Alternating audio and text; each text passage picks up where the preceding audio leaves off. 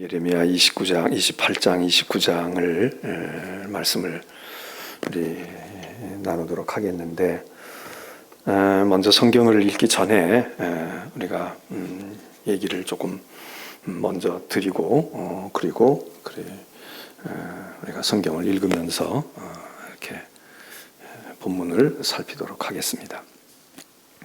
자, 우리 지금 그 예레미야 예언자의 예언서를 읽고 있습니다. 근데 이제 예레미야 예언자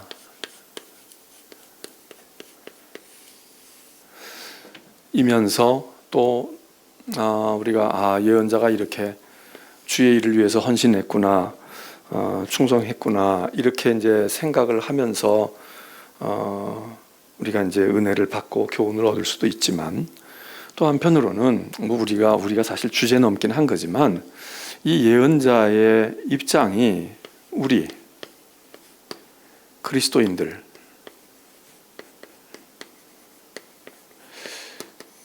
우리도 바로 저럴 수 있겠구나, 나도 저럴 수 있겠구나, 이런 생각을 또 하면서 나도 그래야 돼, 이러면서 우리가 이제 이 성경을 읽고 대하는 것도 또 한 가지 우리가 가질 자세 아닙니까? 근데 이 예레미야는 예언을 하는 예언자니까 세상에 예언을 하고 하나님의 말씀을 전하고 이렇게 하는데, 이 예레미야에게 많은 사람들이 존경하고, 야, 하나님의 종이니까 뭐 우리가 대접해야지, 충성해야지, 이렇게만 했겠습니까? 그게 아니고 예레미야가 하나님의 말씀을 정말 전하고 그리고 하나님의 뜻을 가르쳐주고 하니까 고마워하고 막 감사하고, 수고하십니다, 진짜 우리 때문에 고생이 많으세요, 이런 칭찬과 존경과 사랑은 받지 못해도 그냥 뭐 좀 이거 알았어요, 이런 정도라도 하면 좋은데, 그게 아니고 지금 성경에서 우리가 보게 될 때 많은 사람들이 예레미야에게 저항합니다. 예레미야에게 대항한다고요. 그 예레미야가 힘든 거예요. 그 첫 번째 부류는 세상입니다. 세상이죠. 세상 사회예요. 뭐 우리로 말하면 불신자라고 할 수도 있겠죠. 그런데 꼭 이렇게 불신자라고만도 볼 수 없는 것이, 이 지금 예레미야가 예언을 하고 있는 세상과 사회가 무슨 무슨 소아시아에 가서 하거나 아라비아에 가서 하거나 그게 아니고, 이게 유다인들 아닙니까? 다시 말하면 이스라엘 사람들이에요. 다시 말하면 하나님의 백성 아닙니까? 하나님의 사람들이야. 그러면 오늘 우리로 말하면 이게 뭐 하나님의 백성이면 교인들이죠. 믿는 사람들이야. 이 사람들도 예레미야의 말에 대해서 저항하는 겁니다. 반대하고 그리고 항거하는 겁니다. 불만을 드러내고. 이런 어려움이 있어요. 불신자가 됐든 아니면 신자가 됐든 성도가 됐든, 예레미야가 그래서 많은 어려움을 겪습니다. 여기 이 세상과 사회는 그냥 이렇게 뭉뚱그려서 이 세상과 사회일 수도 있지만, 여기도 다 구성원들이 다르잖아요. 일단 왕도 있어요. 고관들도 있습니다. 고위, 요즘에 말하면 고위직들, 당국자, 뭐 우리가 이렇게 얘기한다면 오늘 사회에는 그렇게 얘기할 수 있겠죠. 이런 사람들이 있습니다. 그리고는 이런 사람들만 우리가 이렇게 집권하고 우리가 다스리고 우리가 통치하는데 우리한테 전혀 도움이 안 돼, 예레미야 같은 사람은 도움이 안 된다고, 협조적이지 않아, 우리에게는 저항하는 세력이야, 그러니까 우리는 못마땅해, 이 사람들만 그런 게 아니라 일반 백성들도, 일반 평민들도 저항하는 겁니다. 그래서 오늘 이제 우리가 성경을 보지만 백성들도 다 예레미야 못마땅한 거예요. 그러니까 요즘같이 여론조사 했으면 아마 예레미야는 단 1%도 안 나왔을지 몰라요. 지위가 높든 아니면 평범한 백성들이든 서민이 됐든 중산층이 됐든 고위층이 됐든 하나님의 말씀을 전하는 진리의 종인 예언자 예레미야에게 큰 짐과 고통이 됩니다. 자, 여기 있는 이것만 해도 각양각층의 다양한 사람들입니다. 그런데 이들만 있는 게 아니에요. 또 누가 있느냐? 여기 제사장 그룹들도 있어요. 제사장이 누굽니까? 하나님의 종들 아니에요. 하나님과 사람들 사이에서 중재자 노릇을 하고 심부름하고 또 백성들의 어떤 사람들의 것을 하나님께 아뢰는, 이거 하나님의 사람 아니냐고요. 하나님의 사람. 그런데 이 제사장들도 예레미야에 대해서 못마땅히 여깁니다. 대부분이 그렇습니다.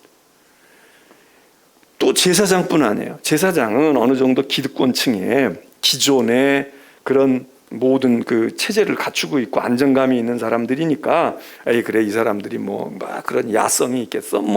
이 사람들이 그런 그렇게 강력한 무슨 뭐 개혁의 무슨 의지가 있겠어? 이럴 수 있다 손 치자 이거예요. 그러면 마지막에 보루는 누구겠어요? 예레미야와 같은 성격의 사람들인 예언자들입니다. 그런데 이 예언자들의 다수가 예레미야에게 저항을 합니다. 그리고 사실 예레미야는 고독한 사역을 감당합니다. 자기 편이 없어요. 누구 하나, 이게 사실은 여기가 동역자들, 이게 강력한 우군이 돼야 되잖아요. 요즘같이 말이에요. 뭐 한다고 그러면 무슨 어디다가 데모를 한다. 지금 우리 현재 같으면 의사, 의료 종사자들이 지금 막 뭐라고 지금 이제 목소리를 냅니다. 그러면 젊은 의사들이 그러면 선배들도 거기 동조를 해주거나 이래야 힘을 받을 거 아니에요. 혹은 가르치는 선생님들이나 이미 자리를 잡고 있는 그런 의과대학 교수들이나 지금 이제 그런 형국이 되니까 지금 정부 당국자들도 야 이거 가만히 그냥 이거 해서는 안 되겠다. 이래서 지금 좀 타협을 하는지 협상이 될는지 모르지만 지금 이렇게 주춤거리는 상황까지 가는 것은 여기 이 예언자들이 딱 뒷받침을 하잖아요. 예를 들어서 무슨 노동운동하는 분들이 임금 협상을 할 때에도 지도부가 뭘 어떻게 한다 그러면 그 근로자들, 노동자들, 조합원들이 강력하게 힘을 같이 주어서 그래서 우리로 말하면 민노총도 있고 무슨 한국 무슨 노도 있잖아요. 그러면 같이 연대를 해야 그래야 정부하고 뭘 하든지 사업자하고 뭘 하든지 할 텐데, 여기서 만일에 각계격파가 일어나서 나누어진다 그러면 무슨 힘을 쓰겠습니까? 근데 예레미야는 여기서도 지지를 받지 못해요. 여기서도 지지를 못 받아. 그 예레미야를 지지하는 아주 극소수의 예언자들 가운데도 극소수의 예언자가 있었어요. 지난번 시간에 그런 예언자 한 사람, 그나마 그 사람은 예레미야처럼 강력한 지도력을 가졌거나 강력한 지명도를 가진 사람도 아니었던 것 같은데, 그나마 예레미야와 같이 뜻을 같이 하고 공감하고 그랬던 그 우리야가 살해되잖아요. 우리야라고 하는 예언자가 있었는데, 이나마 예레미야와 같은, 그러니까 우리야 얘기만 나왔겠지만 유리야 비슷한 사람들도 있는데 소리도 없이 다 잡아가고 갖다가 가두고 말이에요. 그리고 죽여버리고, 그래도 방송에서 보도하는 것도 아니고 신문에 나는 것도 아니고 그런 일들이 다반사로 있잖아요. 지금도 그러는지 안 그러는지 모르지만 예전에는 많이 그랬단 말이죠. 그러니까 힘 있는 사람들은 조직이 있고, 그래도 예레미야는 거물이고 그러니까 이걸 손을 함부로 대면 문제가 되고 여론이 이상하게 돌아갈 것 같으니까 예레미야는 못마땅하면서도 그냥 뒀는데, 여기는 이건 이름도 없고 이런 거 형편없잖아요. 또 없앤다고 해서 무슨 저항이 일어나겠어요? 무슨 추종자가 많으니. 그러니까 이거부터 손발 잘라내는 거지. 예전에도 그래서 우리 개신교는, 기독교는 어떤 점에서 약점이 있는 것은 조직이 강하지도 아니하고 교단도 다르고 교단 안에서도 다 제각각이 생각 다르고 같은 감리교 목사라도 얘기 들어보면 다 생각이 다르고 이래 안 돼. 그런데 불교나 천주교 같은 데는 종단 중심으로 교단 중심으로 딱 돼 있으니까 건드리면 골치 아파지는 거예요. 주교를 건드리거나 신부를 건드리면 그러면 벌떼같이 일어나서 가만히 안 돼. 그런데 기독교는 다 제각각이야. 이러는 사람도 있고 친정부도 있고 반정부도 있고 다, 그러니까 그 안에서 자기들끼리 치고받아서 신경 안 써도 돼. 그래, 이게 힘이 없. 지금 예레미야가 말이죠. 사실은 예레미야를 제거하고 싶었겠지만 예레미야는 조금 좀 까다로우니까 예레미야와 같은 계열에 있는 우리야를 처형했다. 그래서 그냥 정리해버려요. 그러니까 예레미야만 남아 손발 잘리고 자기 동조자들 세력들이 다 끊어지고 아무리 예레미야가 거두라도 딱 혼자 남으면 뭘 하겠어요? 이 예레미야가 뭘 하냐고. 뭘 시킬 사람도 있고 같이 의논할 사람도 있고 심부름 갈 사람도 있어야 되는데 예레미야 근처에서 얼씬거리는 사람 다 정리하고 다 좌천시켜버리고 그러면 뭘 어떻게 하겠어요? 그 지금 예레미야는 이 형국입니다. 이런 형국이야. 그러면 오늘 우리 그리스도인들, 자 예레미야는 그렇다 손 치더라도 우리가 만일에 우리가 예레미야와 같은 입장에 놓인다, 그럼 우리도 마찬가지인 거예요. 세상으로부터 공격을 받을 수 있고요, 세상의 온갖 종류의 사람들로부터, 믿지 않는 사람들로부터 우리가 그럴 수 있단 말이죠. 이거 힘든 겁니다. 박해나 고난이 여기서부터 와요. 이런 데서 와, 세상으로부터 와. 그런데 그러면 우리 믿는 사람들은, 교회 안에 있는 성도들이나 믿는 사람들은 똘똘똘똘 뭉쳐가지고 우리가 정말 야 우리 같이 돌을 맞아도 같이 맞아. 마치 저 남극의 펭귄이라는 녀석들이 추운 모진 바람이 불어올 때 말이에요, 다 서가지고 몸을 갖다 부비대고 그러고서는 탁 또아리를 틀어가지고, 그래서 그런 정말 남풍 한설이지, 그런 비바람이 오고 눈보라가 치고 그러는데도 그리고 서로 체온을 가지고 그랬다가 그 다음에 속에 있는 따뜻한 놈이 좀 괜찮은 것 같으면 자리를 교대해서 밖에 있었던 펭귄이 속으로 좀 겨들어가고 또 겨들어가고 또 겨나오고 이렇게 하면서 순환을 해서 이러면은 남극의 모진 사풍도 이겨낼 수 있는 것이고 하는 거 아닙니까? 그런데 여기 우리 그리스도인들이 신앙생활해 나갈 때 세상에서만 시험이 오고 세상에서만 어려움이 오는 게 아니라 우리 안에 세상의 내부 고발자 이런 얘기하는 것처럼 우리 안에 우리를 힘들게 하는 일들이 많다고 얘기죠. 그래서 사실 우리가 일주일 내내 한 달 내내 신앙생활 하다가 세상에서 이런저런 일들 때문에 사업도 힘들고 인간관계도 안 믿는 사람들하고 얘기하다가 보면 막 조롱도 받고 막 속상하고, 그래서 교회 와가지고 위로를 받고 신앙생활하고 하나님께 기도하고 힘을 얻고 말이죠, 믿음의 교제하고, 그리고 좋을 때는 좋은데, 그런데 여기서 받는 어려움 못지않게 교회 안에서 우리가 내적으로 시험당하기도 하고 서로 의견이 안 맞아서 다투기도 하고, 그리고 무언가가 도저히 이럴 수가 없다 이러는 일들을 우리가 신앙생활 하다 보면 많이 겪지 않습니까? 교인들 많이 겪지요. 심지어는 이 중에 목회자들, 나보다 믿음이 좋고 그런 분들이 나를 위로해주고 내 마음을 알아주어야 되는데 그게 아니고 오히려 거기가 더 짐이 돼. 거기가 더 걸림돌이 돼.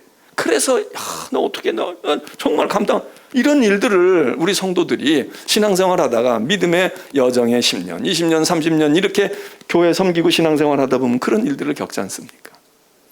여러분, 목회자도 마찬가지입니다. 아니, 목회자가 오늘 우린 나라에서 어쩌고 저쩌고 요즘에 목사냐 먹사냐 말이야 이러고 얘기한다고 해도, 제가 길거리에 다니면서 나는 목사입니다 이러고 다니지는 않지만 그래도 여기 다니다 보면 목사인 거 아는 사람들도 있고, 또 우리 아파트에서도 저 양반이 목사로구나 이런 것도 알 수 있고, 그러는데 저보고 대놓고 야 너희들이 목사냐 먹사야 이러는 사람은 없어요. 그렇게까지 막 대놓고 그런 사람이 있으면 제가 감정을 자제를 못해서 싸울 수도 있을 것이고, 아이고 오늘 제가 주님 때문에 욕먹고 제가 좀 이렇게 해줘. 그래서 하늘에 상급이라도 있을 텐데 밖으로는 댓글에 어떻게 나오고 뭘 어떻게 나오고 어쩐다고 그러고 막 그러는지는 몰라도 대놓고 저보고 면전에서 제가 결혼식장에서 주례하고 그러면 목사인 거 알 거 아니겠어요? 안 믿는 사람도 식당에 가면 그래도 낯익은 사람들, 그런데 거기서 대놓고 말이죠, 네가 목사냐 먹사냐 이러지는 않는단 말이에요. 속으로는 그럴 수 있을지 몰라. 그러면 여기 예레미야는 이 사람들 때문에 많은 어려움을 겪었지만 우리는, 특별히 저 같은 목사는 이렇게 안 믿는 사람들 때문에 어렵고 힘든 것보다 오히려 차라리 어디서 더 많겠어요? 여기서 더 많은 거예요. 여기는 우리 믿는 같은 그리스도인들, 교회를 아는 사람들, 교인들도 들어가 있고, 그리고 똑같은 동역자들, 동료들, 직분자들이든지 아니면 심지어는 같은 교역자야, 같은 목회자야. 근데 어려움을 겪는 거예요. 어려움을 겪는단 말이에요. 저도 목회하면서 세상 사람이, 동네 사람이, 주민이 와가지고 이장 반장이 와가지고 말해요. 네가 전도사냐? 네가 목사냐? 이런 얘기는 별로 들어보질 못했어요. 술 취해가지고 그런 사람 아닌 다음엔 뭐 술 취해도 뭐 그런 사람이 교회 오지도 않고 별로, 그러니까 뭐 별로 그러진 못했어. 요 얼마 전에 우리 교인도 아닌데 그 사람도 명색은 교인이래. 그런데 우리 교우의 가정에 인척이 되는 사람이야. 그 사람이 어떻게 전화를 해가지고요, 자기 가족에 대해서 있는 불만을 이야기하면서 저보고 막 뭐라고 공격을 해요. 나이가 얼마나 먹은 분인지는 잘 모르지만 아마 제가 젊게 보였는지 몰라도 나이가 자기보다 훨씬 연배 아래라고 생각했는지 반말해가면서 막 전화로 말해. 목사가 잘해야 되지 않냐. 제가 뭐라고만 얘기하면 목사가 왜 그렇게 말이 많냐고 막 그러는 거예요. 근데 나중에 본인이 얘기하는 거야. 나도 교회 다닌다고. 나도 서울에 있는 어떤 교회 집사라고. 내가 그 얘기 안 했으면 저 사람이 교회를 다닐까 안 다닐까 몰랐는데, 자, 그 사람도 교인이잖아요. 그럼 자기 교회 목사한테도 저랬을까? 그런 생각이 들지만 여러분 다 여기에요, 여기. 그래서 집사한테 그런 얘기는 들어봤어. 또 장로한테 그런 얘기는 들어봤어. 사꾼 아니냐? 너 지금 이게 말이지, 지금 이게 제대로 목회를 하는 거냐? 이런 얘기는 들어봤어. 오히려 여기서는 대놓고 그런 얘기를. 그리고 그 가운데도 같은 예언자, 같은 제사장, 이 사람들도 하나 도움이 안 돼요. 예레미야에게 도움이 안 된다고. 그 오늘 우리들이 신앙생활을 할 때, 믿음의 생활을 할 때 신앙생활이 어려운 이유가 밖에서 풍파, 밖에서 시비 걸리고 밖에서 고난받고 핍박받아서 어려운 것도 있지만, 사실은 우리가 믿음의 여정 목회자든 평신도가 됐든 신앙생활하면서 어려운 것 중에 하나가 내가 힘을 얻고 위로를 받는 교회와 교회 생활이 나에게 힘들고 벅찰 때가 있는, 그게 적지 않은 거예요. 사실 무슨 공산주의나 무슨 다른 이방 종교의 그런 통치하에 우리가 들어가면 우상 섬겨야 돼, 그러고선 막 우리를 핍박하고 박해하는 시절이 오면 여기가 어렵겠지, 이 부분이 어렵겠지만, 이러니 저러니 해도 민주주의의 국가고 우리나라의 이런 정도의 상황에서 뭐 교회를 따돌려 놨네, 교회를 뭘 어떻게 했네, 뭐라고 얘기할지라도 지금 상황에서만 보면 우리의 신앙생활에 물론 세상적인 유혹과 세상적인 어려움이 있던 것은 그런 일반적인 거지, 대놓고 우리 신앙생활 가지고 말이죠, 너 교회 나가면 안 돼 이러고 핍박해서 우리가 믿음이 자꾸 위축되는 것보다는 우리 스스로 이래야 되지 않냐 이거예요. 근데 여기가 힘든 거야.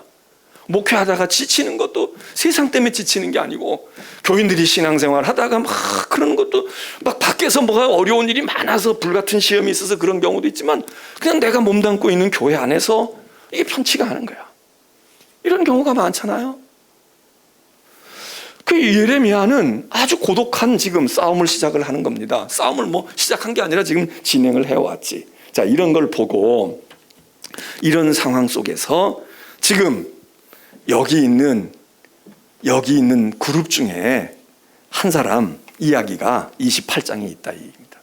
세상에 무슨 왕이 지금 예레미야를 죽일 듯이 잡아들이고 말해요. 핍박하고, 그리고 너 입 다물고 있어 이러고 지금 강압을 하는 게 아닙니다. 예레미야를 같이 싸매어줘야 되고 공감해야 되고 함께 힘을 모아서, 그래서 맞아, 우리가 이렇게 해야 돼, 하나님의 말씀을 이렇게 전해, 이래야 될 사람 하나, 예언자, 이름해서 예언자라고 볼 수 있는데, 그 예언자 가운데 하나냐라고 하는 사람이 등장을 해요. 하나냐, 이게 명색은 예언자입니다. 그러니까 누구보다도 예레미야를 후원하고 지원하고, 나도 너와 함께 할게, 당신과 함께 할 거야. 맞아, 우리가 그렇게 해야지. 이래도 지금 세상을 뒤집어 엎기가 어려운데, 이 하나냐라고 하는 이 예언자, 이게 이제 말은 예언자지만 성경은 거짓 예언자다 이렇게 얘기합니다. 그래서 예언자예요. 예언자로 알고 있어. 요즘으로 말하면 목사 안수 다 받은 거야. 다 신부 서품 받았다고. 그런데 문제는 거짓이야.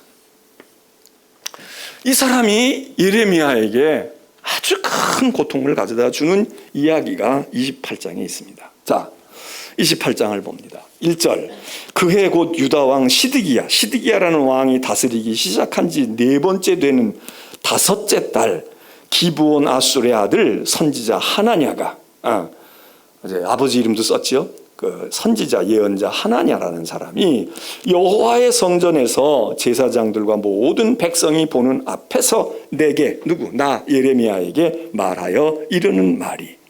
그러니까 이 하나냐가 그냥 뭐 지방에서 이렇게 조그마한 뭐 이렇게 하고 있는 그런 사람이 아니에요. 중앙 무대에서 제사장들도 다 통해. 그리고 다 알려져 있는 사람이야. 그러니까 뭐 요즘으로 말하면 무슨 뭐 목회자 협의회 회장쯤 되거나 예언자 협회 회장 됐거나 중앙에서 뭐 총재가 돼 있거나 뭐 이런 겁니다. 뭐 요즘에 자꾸 회자되는 그 어떤 목사님 그 양반도 얼마 전까지만 해도 무슨 뭐 단체의 회장 아닙니까? 자, 여기 하나냐가 말이죠.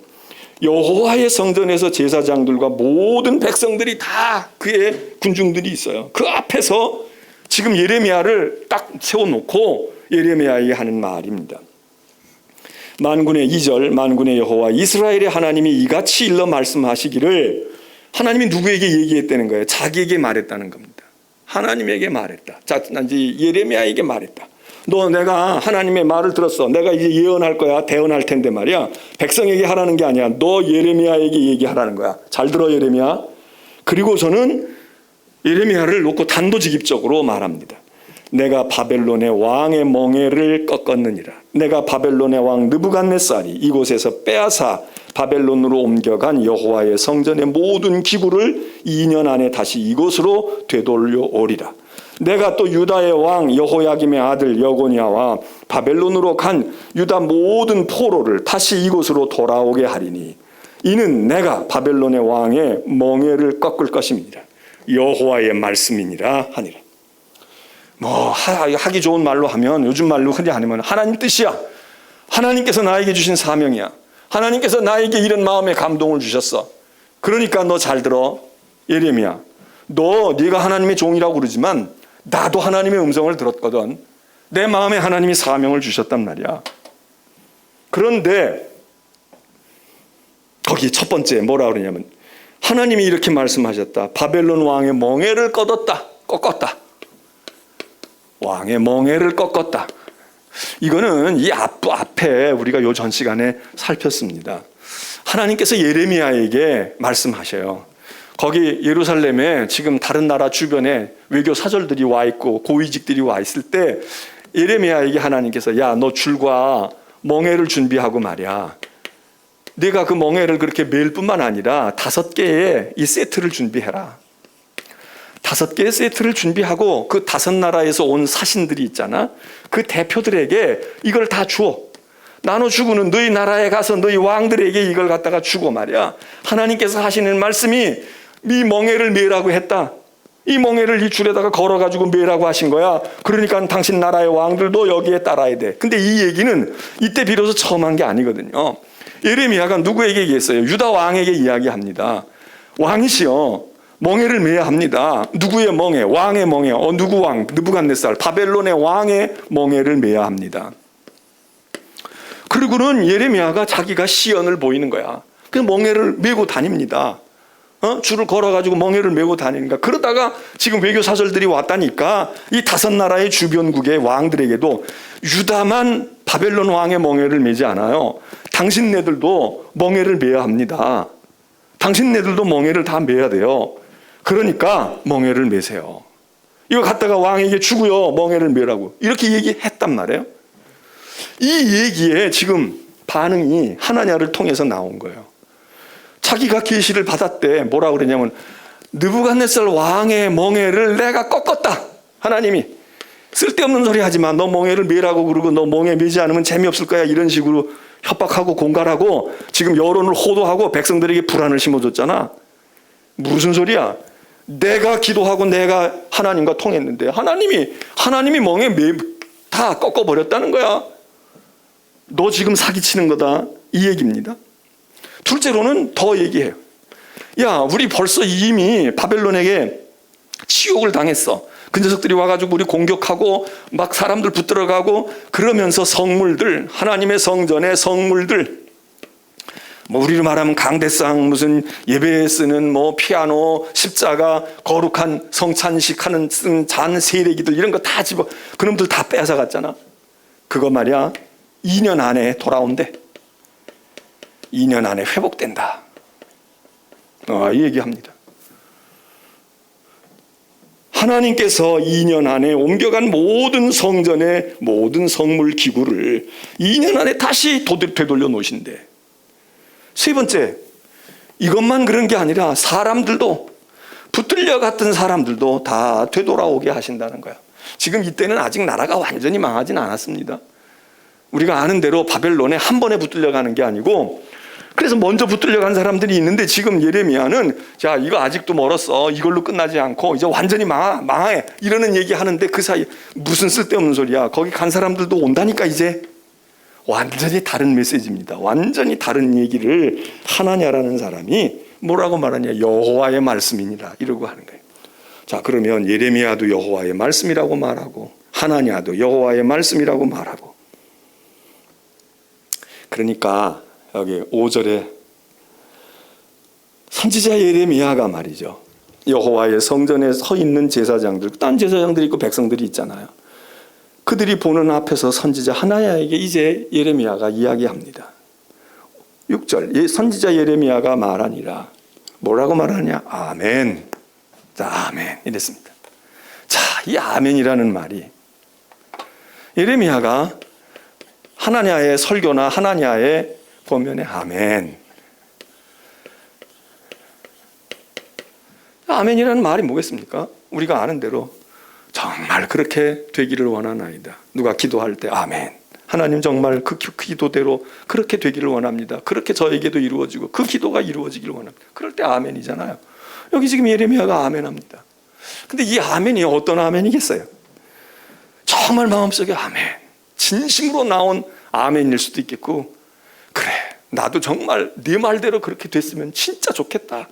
난들 너처럼 모든 게 회복되어지고 모든 멍에 매지 않아도 되고 잃어버렸던 사람들 돌아오면 나도 그런 얘기 하고 싶어. 난 더 좋은 얘기 하고 싶어. 아주 그냥 꽃마차 타고 오고 금수레 타고 온다고 말하고 싶어. 아멘. 제발 좀 그렇게 되라. 그런 뜻 아니겠어요? 제발 좀 그렇게 돼. 내 말이 틀려도 좋아. 내가 거짓이 되더라도 이런 일들이, 멍에를 매는 일이 없었으면 좋겠어. 그런 뜻으로 아멘. 아멘. 그래, 당신 말대로 되면 나도 정말 좋겠다. 그런 심정으로 아멘 얘기합니다. 그리고는 얘기해요. 여호와는 이같이 하옵소서. 여호와께서 네가 예언한 말대로 이루사 여호와의 성전 기구와 모든 포로를 바벨론에서 이곳으로 되돌려 오시기를 원하노라.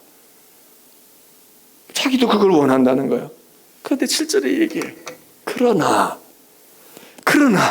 나도 그걸 원해. 그런데 진실은 말이야, 요즘에 하는 말로 하면 팩트는 그게 아니니 어떻게 하면 좋으냐 이거야. 나도 그거 원하지. 멍에 안 메고 편안하게 살고, 이산가족 흩어졌던 사람들 통일돼가지고 다 우리 품에 와서 우리가 한 핏줄이고 하나, 우리 결에는 하나다 그러고 하면은 좋지. 아무 문제 없고, 그렇게 되면 얼마나 좋겠어. 그런데 말이야, 그런데 너 진실을 알아? 팩트를 아냐고. 사실은 그렇지가 않은 거야. 그리고 이제 예레미야가 이야기합니다. 너는 내가 네 귀와 모든 백성의 귀에 이르는 이 말을 잘 들어. 빼놓지 말고 들으라고. 녹취록 남겨두라고. 녹음해. 나와 너 이전의 선지자들이 예로부터 많은 땅들과 큰 여러 나라들에 대해서 전쟁과 재앙과 전염병을 예언하지 않았냐. 나만 이런 얘기한 게, 불길한 얘기한 게 아니라 우리 선배들이 얘기했고 많은 사람들이 얘기했어. 이 땅에만 얘기하지 않고 많은 우리보다 더 큰 나라들에 대해서도, 이 세상 나라들에 대해서도 전쟁, 재앙, 전염병을 예언했다. 그리고는 9절에 왜 그 사람들이 그랬겠어? 나만 했다면 몰라. 앞서서 그런 얘기인데 귀 안 기울였잖아. 그런데 9절, 평화를 예언하는 선지자는 그 예언의 말이 응한 후에야 그가 진실로 여호와께서 보낸 선지자로 인정받게 되리라.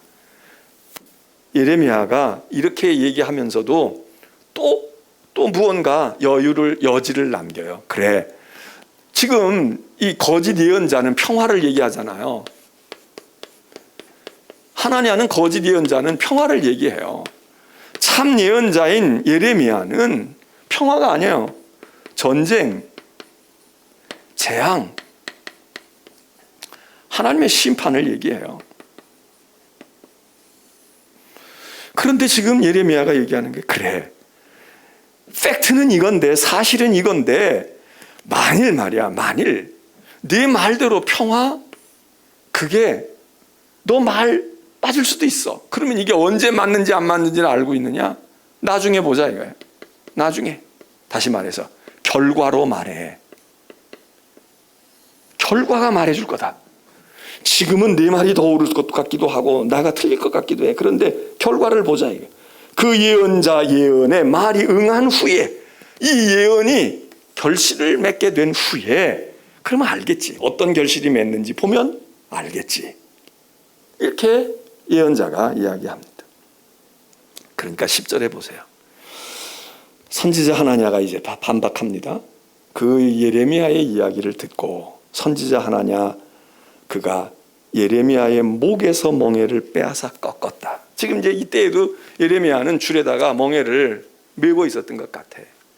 그러니까 말로 안 되니까 이건 말 요즘으로 하면 뭐예요? 공권력을 동원한 거지. 압수수색한 거지.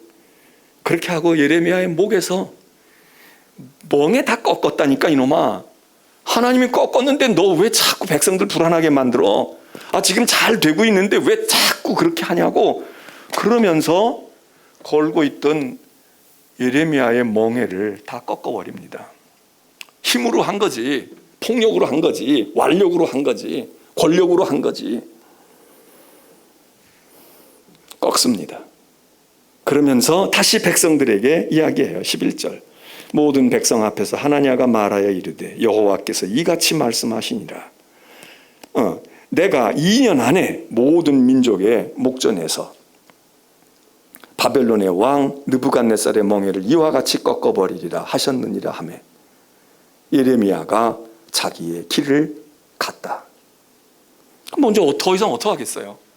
폭력으로 행사하고 공권력 동원해서 추방명을 내리고 그랬으니까 그냥 예레미야 다 뺏기고 말이에요. 멍에도 뺏기고 그리고 쫓겨가다시피 갑니다. 그런데 12절 선지자 하나냐가 선지자 예레미야의 목에서 멍에를 꺾어버린 후에 이 고독하고 씁쓸하고 내버림받고 아무도 후원자도 없고 보호자도 없는 예레미야에게 하나님께서 위로의 말씀과 같이 하시는 거야. 참 이때 이 예레미야가 이 얘기를 들을 때 위로도 되기도 하겠지만 얼마나 힘들었겠습니까? 하나님이 말씀하셔요. 13절 너는 가서 하나냐에게 말하여 이르기를. 다시 하나님께서 가라는 거야. 이 하나냐에게. 지금 하나냐는 기세가 등등한데 공권력도 다 있어가지고 말이야 압수수색하고 영장도 발부받아가지고 지금 이렇게 하고 있는데 다시 그 하나냐에게 혈혈단신으로 가라. 그러면서 하나님의 말씀이 이렇게 얘기하셔요. 네가 나무 멍에들을 꺾었냐? 내가 힘 있구나. 너 꺾었어. 대신 쇠멍에를 하나님이 만들어 주셨어. 못 꺾을 걸. 나무 멍에는 내가 꺾었지만 쇠멍에 꺾다가 네가 꺾일 걸. 그 얘기 아닙니까? 그거 메시지 주라는 겁니다. 자, 지금 나무 멍에도 하나 보존 못하는 예레미야에게 이 흰소리를 하라고 하실 때 이 예레미야의 심정이 어떻겠습니까? 하나님은 나무 멍에나 빼앗기지 않게 해주시지요. 쇠멍에 저 사람들이 지금 쇠멍에를 뭐 금방 만들어 가겠습니까? 말로 지금 하는 거지. 하나님이 너 나무 멍에는 내가 꺾었나 몰라. 하나님이 쇠멍에 준비하셨대. 못 꺾을 걸 그 얘기하라는 거예요. 갔다가 죽을지도 모르고 갔다가 무슨 어떻게 본전을 못 찾을 것 같은데. 14절 만군의 여호와 이스라엘의 하나님께서 이와 같이 말씀하시니라. 내가 쇠멍에로 이 모든 나라의 목에 메워. 이스라엘뿐이 아니야. 유다뿐이 아니야. 이 모든 다른 나라 봐라. 세상에 바벨론의 멍에가 쇠멍에 같은 멍에를 느부갓네살의 멍에를 다 밀 거다. 내가 얘기한 대로 다 밀 거다. 그리고 느부갓네살을 섬기게 하였으니 멍에 맨다는 게 뭐예요? 그 종이 된다는 얘기죠. 섬길 수밖에 없는 거야. 그들이 그를 섬기리라. 너희들 발버둥 치고 멍에 꺾는다고 그러고 뭐 어쩌고 저쩌고 해도 이 유다만이 아니야. 다른 나라들도 다 느부갓네살의 수하에 들어가서 그 발 아래 복종해서 멍에를 밀 거야. 내가 들 짐승도 그에게 주었느니라. 그 천하의 모든 것을 바벨론에게 느부갓네살에게 주어서 너희들이 안 하고는 못 견디는데 어리석은 짓 한다 이거죠. 15절 선지자 예레미야가 선지자 하나냐에게 이르되, 이제 말씀하신 대로 가서 얘기합니다. 하나냐여 들으라.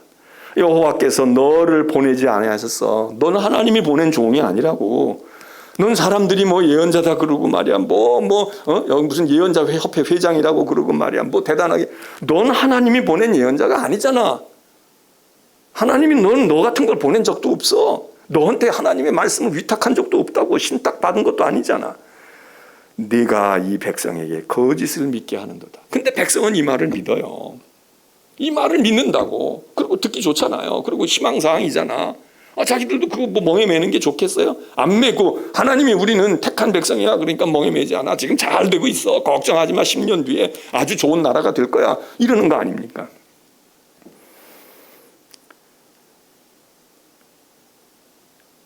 (15절에) 그러므로 여호와께서 이같이 말씀하시되 내가 너를 지면에서 제하리라. 네가 여호와께 패역한 말을 하였음이라. 네가 금년에 죽으리라. 금년에 죽으리라 하셨느니라 하더니 17절 선지자 하나냐가 그해 7째 달에 죽었더라. 자, 7째 달이면 그해, 그러면 12달 안에 죽으면 그해 죽는 겁니다. 근데 하나님이요 굉장히 급하셨나 봐. 아마 속이 막 뒤집어지셨나 봐.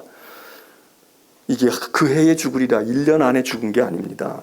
2달 만에 죽어요. 왜냐하면 1절에 가서 보세요. 1절에 그해 곧 유다 왕 시드기야가 다스리기 시작한 지 4년째 되는 5째 달이라 그랬어. 5째 달에 지금 예레미야와 하나냐가 이 논쟁을 벌린 거예요. 5째 달에 이 다툼이 있었어. 그러고는 예레미야가 얘기했어요. 너 한 해도 못 살 것 같아.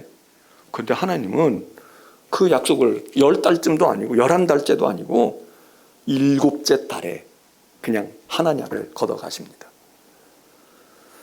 자, 이 예레미야의 이 과정을 보고 야 정말 야 오늘날도 이런 일이 있을까? 우리 시대에도 이렇게 하나님이 막 신속하게 이렇게 행하실까? 만약 이런다고 그러면 얼마나 겁나겠습니까? 29장 갑니다. 자, 이렇게 이제 이런 얘기가 예루살렘 본국에서는 지금 이런 일이 벌어져요. 근데 29장은 뭐냐 하면 이 당시 벌써 바벨론에 끌려간 사람들 있잖아요. 지금 여기 28장에 야 2년 안에 그 사람들 돌아올 거야. 그런데 이미 벌써 바벨론에 멍에를 메고 있던 사람들 있잖아요. 멍에 맨 사람. 이게 뭐냐면 바벨론 포로들이죠. 포수된 자들이야. 포로 죄수로 붙들려간 포수된 이스라엘 사람들이 일부 있었단 말이에요. 나라가 완전히 망하진 않았지만 이 바벨론에 있는 포로들에게 예레미야가 또 메시지를 보내요. 그러니까 예레미야는 지금 아직 망하지 않고 남아있는 이 예루살렘 중심의 유다에 있는 백성들과 예언의 말을 하면서 이런 고통을 겪으면서도 바벨론에 끌려가 있는 일부의 백성들과 고위직들도 있잖아요. 그들에게는 또 그들에게대로 하나님의 말씀을 전합니다. 그럼 어떻게 전하겠어요? 지금처럼 뭐 온라인이 있으면 동시에 그냥 하면 되는데 안 되니까 편지를 보내요. 편지도 뭐 우편 배달부가 있습니까? 그러니까 인편에 보내. 인편에 보낸다고. 거기 성경에 이 예레미야의 편지를 전달한 사람의 이름 2사람이 나옵니다. 29장 1절 선지자 예레미야가 예루살렘에서 이 같은 편지를 느부갓네살이 예루살렘에서 바벨론으로 끌고 간 포로들 중에 남아있는 장로들과 제사장들과 선지자들과 모든 백성에게 보냈는데 2절 그때는 여고니아 왕과 왕후와 궁중 내시들과 유다와 예루살렘의 고관들과 기능공과 토공들이 예루살렘에서 떠난 후라. 이런 사람들이 붙들려간 거예요. 고관들이 붙들려가고 기술직, 전문직, 요즘으로 말하면 전문가 집단들, 쓸만한 핵심들 이런 두뇌들이 붙들려가서요. 토공, 이게 토공이 그냥 무슨 뭐 그냥 종이 아니라 우리도 일본에 백제의 토공들이 가가지고 일본 자기 문화를 꽃피우고 말이에요. 거기 일본의 황제의 가문이 백제의 후손이라는 그런 얘기들도 나오잖아요. 그러니까 이게 지금 굉장한 사람들이 갔어. 예루살렘을 떠난 후에 그들이 바벨론에 가서 이제 지금 있단 말이에요. 유다의 왕 시드기야가 바벨론으로 보내어 바벨론의 왕 느부갓네살에게로 가게 한 이때 끌려갈게 가는 그런 가게 한 사반의 아들 엘라사와 hil기야의 아들 그말의 편으로 말하되. 여기 이 두 사람이 지금 예레미야의 그런 그 동조자가 돼서 이제 그들을 통해서 하나님의 말씀을 전합니다. 4절. 만군의 여호와 이스라엘의 하나님께서 예루살렘에서 바벨론으로 사로잡혀가게 한 모든 포로에게 말씀하시니 들어라. 본국에 남아있지도 아니하고 끌려간 이 비운의 사람들이죠. 비운의 사람들이야. 끌려간 이 사람들은 또 무슨 생각을 하겠습니까? 여기 있는 사람들은 문제없어. 아직 나라 다 안 망했다고. 우리 왕도 있고 말이야. 우리는 하나님 택한 백성 아니야. 이거 끌려간 사람 저 사람들 이제 곧 돌아온다고. 나라는 이제 괜찮아. 이러고서는 그러고 안일하게 안주하고 있고 괜찮아 희망의 노래만 부르고 다 잘 되고 있어. 좋아. 우리가 최고야. 이러고 있는 거 아닙니까? 그런데 지금 여기 있는 사람들은 얼마나 답답하겠어요. 지금 코로나가 창궐 하면 외국에 어제도 어떤 분과 통화를 했는데 그분의 아들이 인도네시아에서 지금 선교사를 하고 있는 거야. 그런데 인도네시아 지금 그냥 거기 창궐하고 있잖아. 미국보다 지금 더 많은 환자들이 나오고 있잖아요. 선교사들 지금 많이 철수했어요. 각국에서 중국 선교사 어디 선교사 많이 들어왔다고. 왜냐하면 거기서 의료진도 없고 뭐가 어떻게 들어왔는데, 그래도 이분의 아들은 말이에요, 거기서 내가 선교사 자리 지켜야지 그러고선 거기 있다는 거야. 그런데 부모는 지금 마음이 걱정이 되는 거지. 하루가 다르고 나가지도 못한다는 거야. 거기가 워낙 그냥 지금 아주 기승을 부리고 있으니까. 그러면은 돌아오고 싶을 거 아니에요. 한국 가야 돼. 그래도 의료진도 있고 내 나라 가서 있다가 나중에 잠잠해지면 선교하러 가야지. 이렇게 될 수도 있잖아요. 이 사람들은 이 사람들대로 그럼 우리 어떻게 되는 거야? 우리는 뭐야? 이거 왜 끌려와가지고 우리는 언제 돌아가는 거야? 이러고 지금 마음을 못 붙이고 있는 그 사람들에게 예레미야가 하나님의 말씀을 전해요. 자, 여기 안에 있는 사람들이 안 들었으면 여기 있는 사람들이라도 들어야 되잖아. 그런 희망을 가지고 이들은 이들대로 위로하고 이들대로 방향을 제시합니다. 근데 예레미야가 이렇게 말해요. 그들에게 말하는데 5절 소리내서 읽으면 다 여러분들이 읽으면 좋겠어. 집에서 하시는 분들 읽어보세요. 5절에 보면 너희가 누구예요? 바벨론의 말로 하면 재수 없어서 끌려갔다. 세상으로 말하면 그러겠죠. 우리는 말이야 괜히 먼저 끌려와가지고 이렇게 이 고생을 하냐? 그러는 너희는 바벨론의 포로로 이미 가 있는 너희는 거기 집을 짓고 거기 살아. 지금 하나냐는 2년 안에 돌아오니까 우리가 여기서 살 건 뭐 있어? 이러고 아니야. 너희들 거기서 한참 살아야 돼. 그러니까 맘 붙이고 집을 지으라는 거예요. 그냥 적당히 우리고 텐트 치고 있지 마라. 춥기도 하고 날씨도 굳고 그러는데 집을 제대로 지을 수 있으면 지어. 언제 돌아올지 몰라. 거기에 살며 밭까지 가꾸래. 너희들이 농사지어서 씨 뿌려서 너희가 그나마 거두어 먹어야 입에 풀칠해야 살아. 안 그러면 자식 새끼 다 죽는다. 그래서 너희가 누가 배급 주겠어? 누가 어떻게 하겠어? 텃밭이라도 있으면 가서 경작을 해서 열매를 먹으라.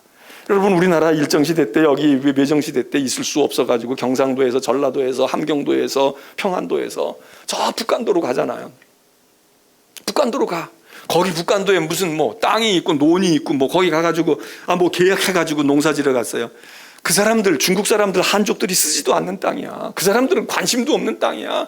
그 불모지에 가가지고 그걸 다 일구잖아요. 밭 같은 땅을 논으로 만들고 그리고 비탈을 깎고 말이에요. 그리고 돌작밭을 걷어내고 그래가지고 비옥한 땅을 만들어. 그래서 지금 여기 동북 삼성에 우리 조선족들이 많은 거기에 비옥한 땅이, 그래서 거기서 중국에서도 지금 거기서 많은 식량이 지금 생산된다는 거 아니에요. 비율로 보면 20%인가 얼마가 거기서 나온대잖아요. 이번에 비 때문에 큰 피해가 있다고 하는데 그런 식이지. 밭이 있어가지고 밭을 놀고 있는 밭, 이거 도시 사람들이 말이지 전원주택이다 뭐다 이래놓고 말이야 땅값 오르기를 발라서 투자해 놓은 이왕의 농지, 이왕의 과수원이 아닌 거예요. 쓰지도 않고 쓸모도 없는 땅이지만 너희 먹고 살려면 거기 가꾸어야 돼. 그래서 열매를 먹어라. 그 다음에 6절 뭐라고 얘기해요? 거기서 장가도 들어. 아내를 맞이하라고. 자식 낳아. 혼자 먹기도 힘들겠지만 둘이고 셋이고 주시는 대로 낳아. 번성해야 돼. 너희 아들이 아내를 맞이하며 너희 딸이 남편을 맞아서 그들로 자녀를 낳게 하고 너희가 거기에서 번성하고 줄어들지 않도록 해야 돼. 기를 쓰고 살아라.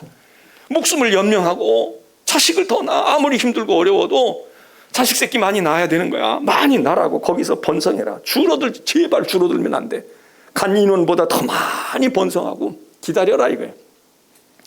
여러분, 히브리 백성이 애굽에서 그 피죽을 먹고 그 벽돌을 짓이기고 말이에요. 그렇게 고된 노역을 하고, 아니 이게 생리적으로 봐도 애가 생기겠어요?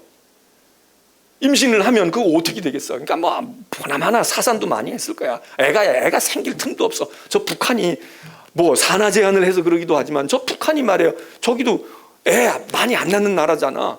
우리처럼 막 강제로 뭘 해서 그냥 거긴 나라고 장려를 하는데도 못 낳아. 지금 우리도 장려하지만 안 낳고 못 낳잖아요. 우리 힘들어서 못 낳는다 그런 얘기를 많이 하는데, 여기 이 노예들이 뭘 보고 야 이 고생 나로 끝내야지. 내 자식에게 또 노예를 만들어? 또 나는 이렇다 손 치더라도 아이고 난 그걸 못 봐. 내가 내 자식 내 딸 비참하게 그런. 여러분, 낳고 싶겠어요? 또 난다고 해도 몸이 따라오냐고. 낳으면 먹여 살려? 애들이 다 죽어요. 일찍 죽는다고.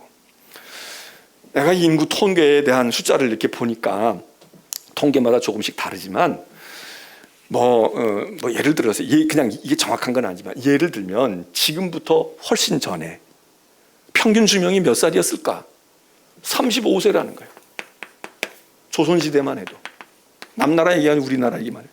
평균 수명이 35세래. 이게 이제 조선시대에 뭐 500년 전으로 볼 수도 있고 400년, 어떤 사람은 이게 고종 황제 때쯤에도, 그러니까 대한제국 그때쯤에도 대한민국 사람의 평균 수명이 35살이었다는 거예요. 그리고는 이제 해가 이렇게 지나가면서 100년 후에, 20년 후에, 10년 후에 이러면서 기하급수로 수명이 늘어요.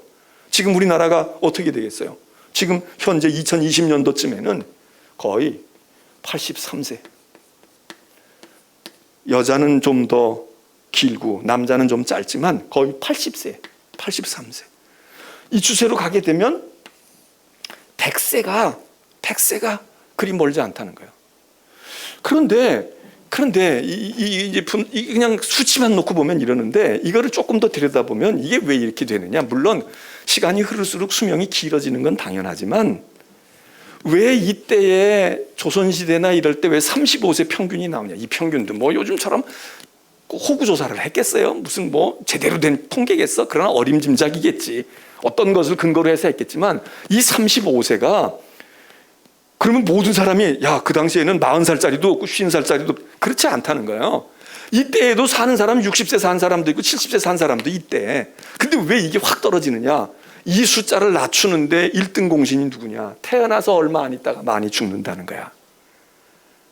애 낳다가 죽고 태어나가지고 아이가 성장해가지고 한 서너 살이 되거나 대여섯 살이 될 때까지 면역력도 약하고 누가 먹여주지 않으면 애가 스스로 뜯어먹을 수 없어요. 이때에 너무 많은 유아, 영아 사망률과 어린아이들이 죽는다는 거야.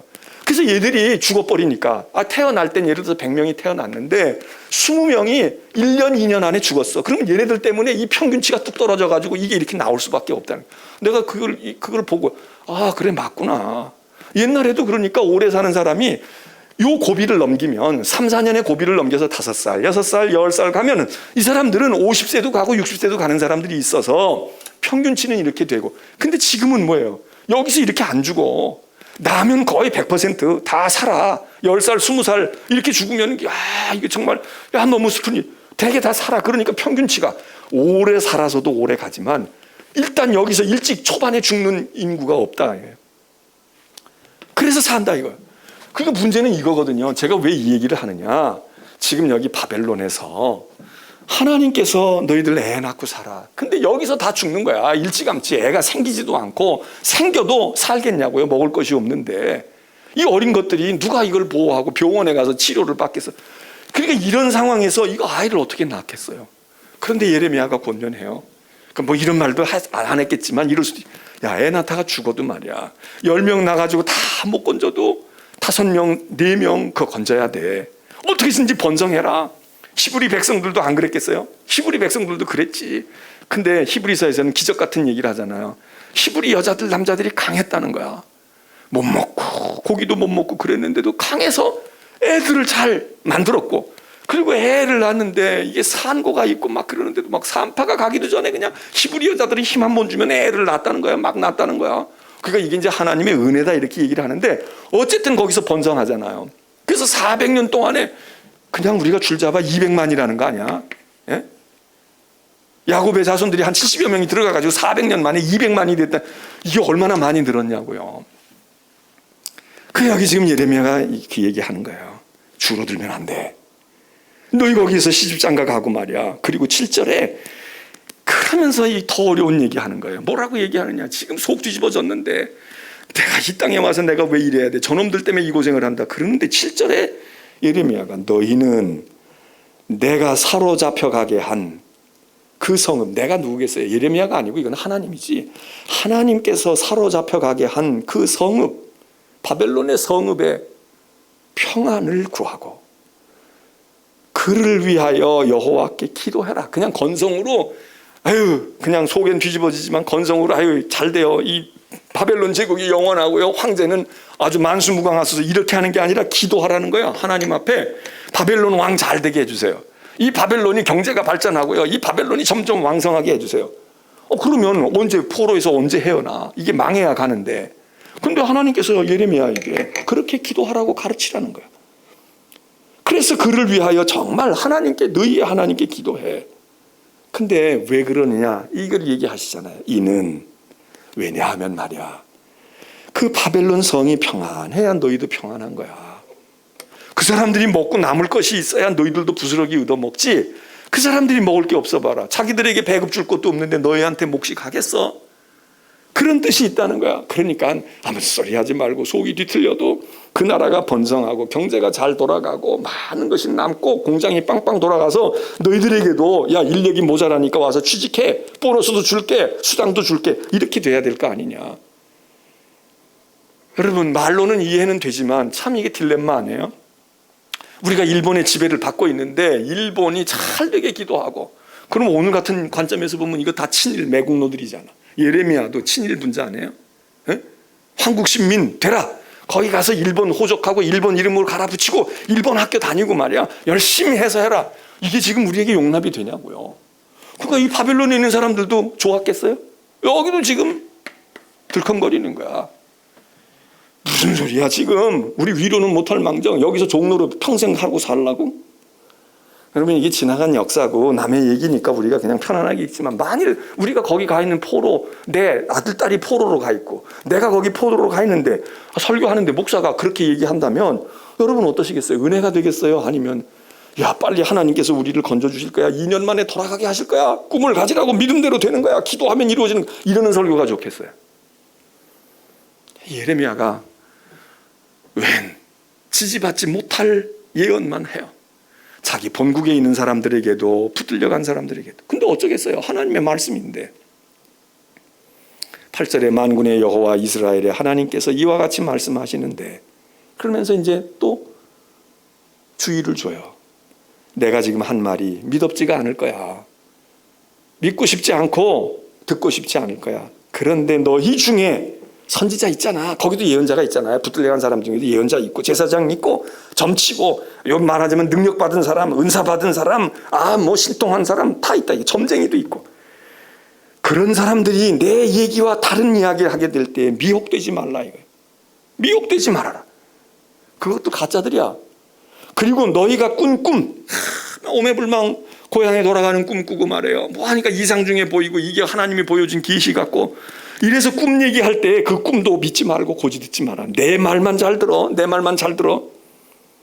8절에 내가 그들을 보내지 아니하였어도 그들이 내 이름으로 거짓을 예언함이라.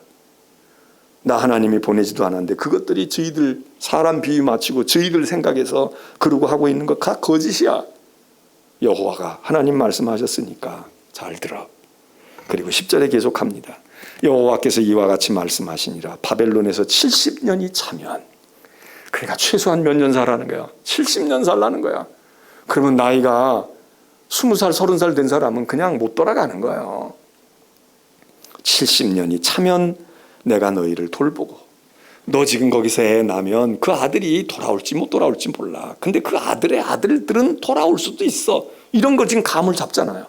70년이 차면 하나냐는 2년 안에 돌아온다고 했는데 예레미야는 하나님의 말씀으로 70년이 차면 70년 2세대 3대에서 살아야 되잖아.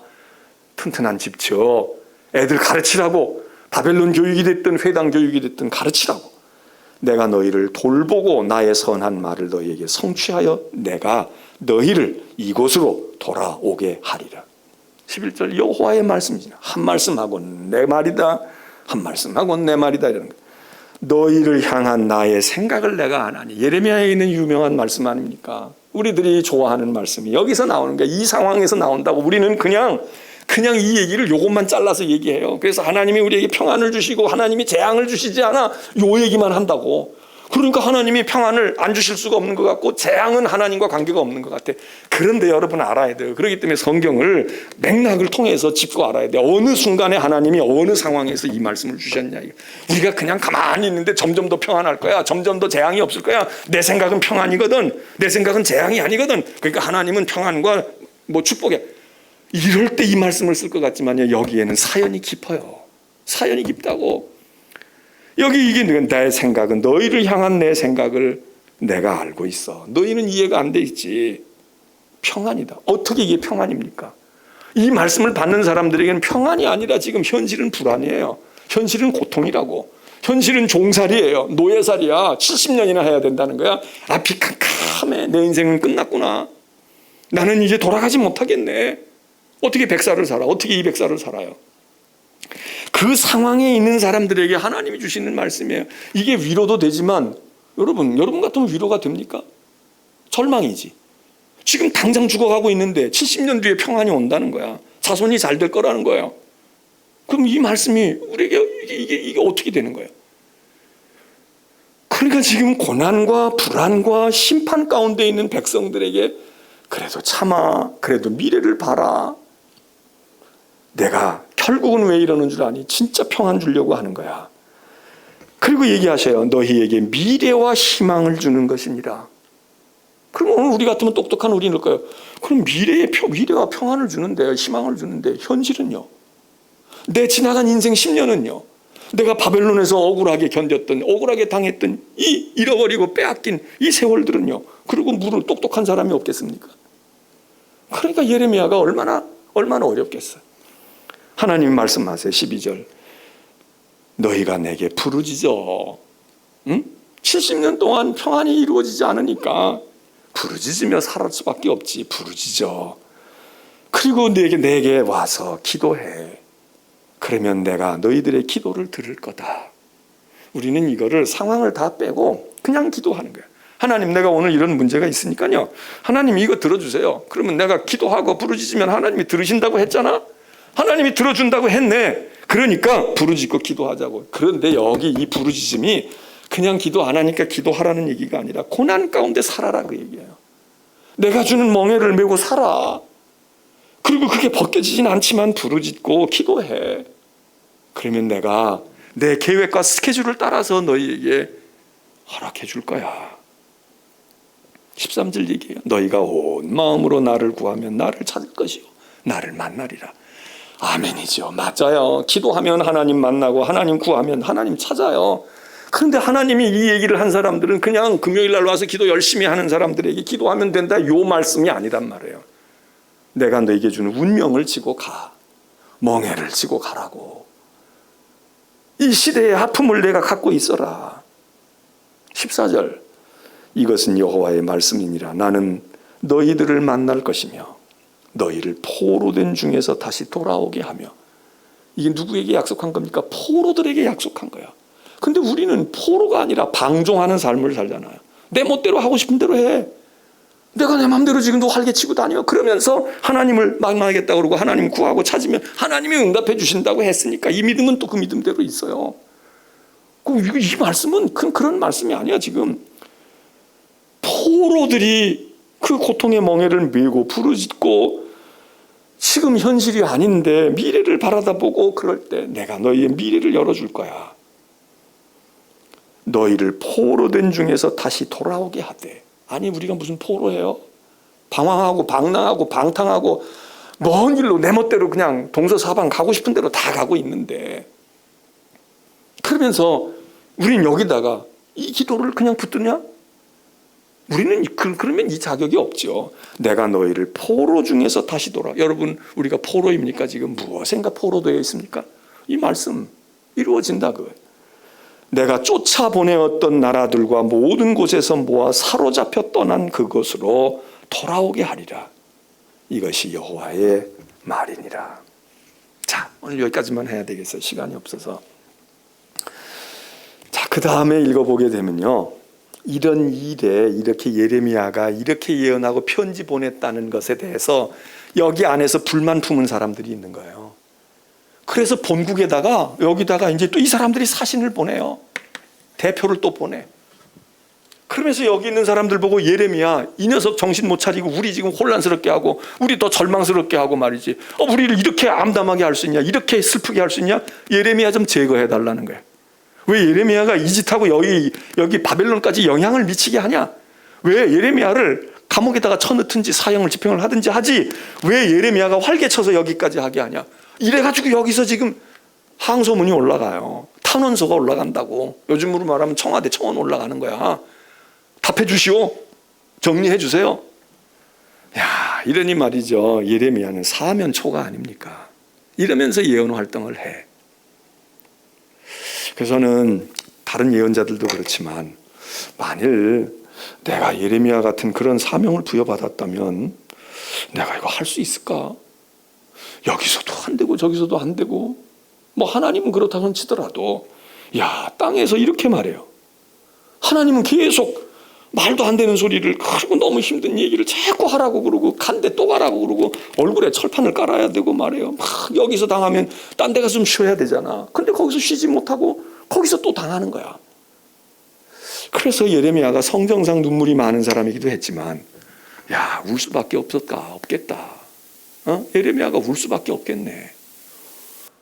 그러니까 백성들이나 이 얘기 듣는 사람들은 자기들이 운다고 고통한다고 하지만 예레미야는 얼마나 고통스러웠겠습니까? 그러니까 이 예레미야 같이 정말 하나님의 종 된다고 하는 것이, 부름받고 예언자가 된다고 하는 것이, 이게 예레미야. 그 얘기가 15절 이하에 있어요. 그 15절 이하에 그런 이야기가 이제 나오게 되는데, 자, 그건 여러분들이 보시든지 아니면 다음 시간에 조금 더 그 부분을 살피든지 그리 하겠습니다. 자, 오늘 예레미야의 이야기를 우리가 읽으면서 참 거짓 예언자들의 얘기가 우리에는 사실 마음에는 우리는 더 좋아요. 그게 평안도 주지요, 우리에게 위로도 주지요, 금방 또 정리된다는 거야. 크게 걱정하지 말라는 거야. 염려하지 마라. 사랑하는 딸아, 걱정하지 마. 하나님이 너를 붙드시고 이 나라는 하나님이 택한 나라고 말이야. 그리고 다 돌아오게 해. 네가 빼앗겼어도 곧 돌아와. 걱정하지 마라. 너희들 말이야, 염려할 것 없어. 이게 좋지요. 예레미야처럼 이렇게 하는 게 뭐이 좋아. 근데 중요한 건 우리에게 좋고 안 좋은 게 아니라 진짜가 무엇이냐, 정말 하나님의 계획과 하나님의 뜻이 무엇인가. 여러분, 이거가 우리에게 붙들려져야 된다 그거죠. 우리는 근데 나 편하고 나 좋은 거, 내 입맛에 맞는 거, 설교를 들어도 내게 은혜가 되는 것, 교인들도 자기 입맛에 맞는 거 찾아다니는 거야. 내 은혜가 되는 것, 그게 은혜가 아닙니다. 그건 마약이에요, 마약. 그렇다고 그냥 또 은혜 되는 말씀을 다 내치라 이 얘기가 아니에요. 은혜가 돼도 참에서 은혜가 되면 좋은 거죠. 그런데 은혜가 안 돼도 진리야, 그러면 그거를 꼭꼭 씹어 먹고, 찔리더라도 소화가 안 돼도 소화제를 먹어가면서 몸을 자꾸 건강하게 만들어야 되는데, 오늘날도 거짓 예언자들이 만일 활개한다 그러면 왜 하겠어요? 인기가 있으니까 그러는 거야. 사람이 모이는 거야. 그 어떤 교회도 지금 1000명이나 나오잖아. 우리 교회는 거리 두고 하고 나와서 예배드리라고 1000명의 교인이 모이지도 않지만은 그래도 다 알아서 몸살이에요. 다 알아서 못 오고 안 와. 근데 거기는 그렇게 꾸역꾸역 모여가지고 앉아가지고, 그러고 박수 치고 말해요. 그러고 그냥 한 번도 아니잖아. 그냥 주중에도 계속 모이고, 한 번 모였다면 오래 모이고, 그리고 저렇게 감염이 말이죠. 숫자도 많은 교인이 많아서도 그렇겠지만 1000명이 다 그 교인은 아니고 거기 이제 관계된 사람도 포함된 숫자라고는 하지만, 그래서 제가 그런 걸 보고 옳고 그름을 떠나서, 저런 리더십이 있고 저렇게 명령하거나 아니면 전달을 하거나 부탁을 하면, 교인들이 응집력이 있는 저런 목회를 하는 저런 리더십, 그거는 부러워요. 그건 부럽다고. 그런데 그게 중요한 게 아니라 정말 참이냐 거짓이냐. 제가 그렇다고 그 교회가 완전히 거짓이다, 이단이다 이런 얘기는 안 해요. 지혜로운 방법에 있어서 무엇인가, 어떤 것이 옳은 것인가 그래야 되는데 정말 따라야 될 것에 대해서는 우리가 잘 안 해. 그리고 이단이나 막 어떻게 이상하게 돼 있으면 거기는 동심력이 있어요. 예레미야 고독했지만 외칩니다. 본인의 고통도 있었는데. 이제 우리가 기도합니다.